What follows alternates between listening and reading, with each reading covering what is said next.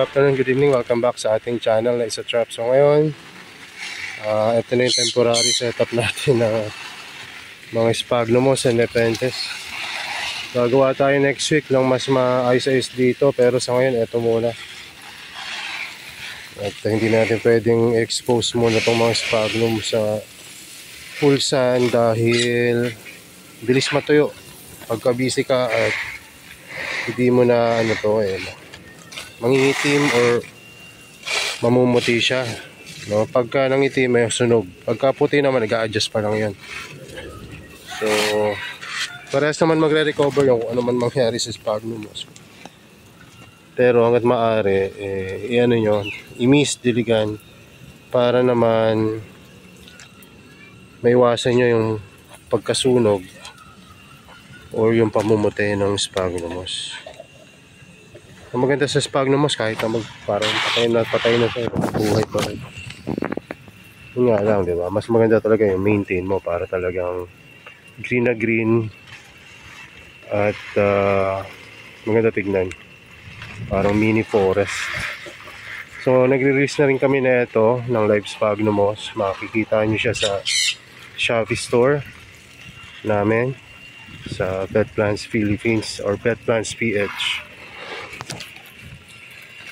At may mga newly harvested seed rin tayo na available doon sa mga mahilig mag seed grown dyan.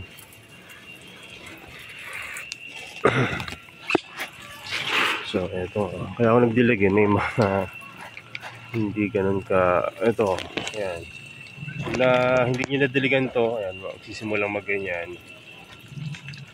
So kailangan didiligan nyo yan. So didiligan natin lahat ng Sphagnumos natin. Siksik na sila dito pinilit ko lang talagang pagkasyahin kasi hindi pa tayo nakapag-umpisa dun sa bagong setup. Busy Ayan.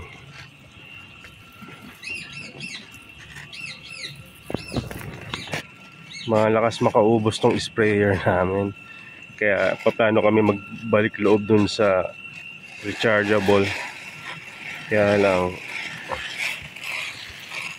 siguro bibilang ko muna ng mga bagong battery yung mga sprayer natin para mas maganda yung buga niya.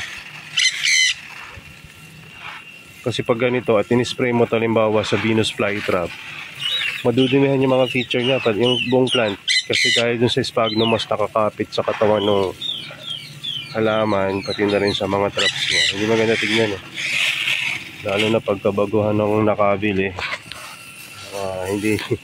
Hindi talaga ma-appreciate kasi madumi tignan yung halaman. Pero dun sa mga matatagal na, alam nyo na Sphagnumos lang yun, dried na kumapit dun sa plant. So ayun yung nasa dulo yung kumbaga nireplant natin galing sa bote. Ito naman yung seed na inintay natin mag-germinate. Yung mga Helianthera at mga Nepenthes, pinagsama-sama muna natin. Mahalaga lang dyan yung mga label or tag kayo para hindi mag-mix. Yan, ito pa yung mga ibang Nepenthes, Helianthera minor to. Ito naman McDonalde, Sarraceno na des naman itong nandito. Tapos mga Beachy Barrio itong mga seedling ng Nepenthes naman. So ito yung panghuli.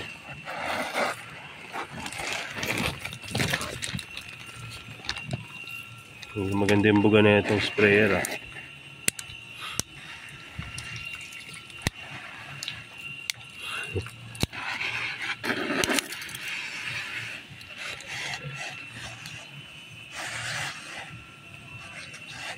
Siguro dapat yung heavy duty na sprayer kung sakaling sprayer talaga yung pang nagagamiting pandilig, para kahit malakas yung pressure kakayanin.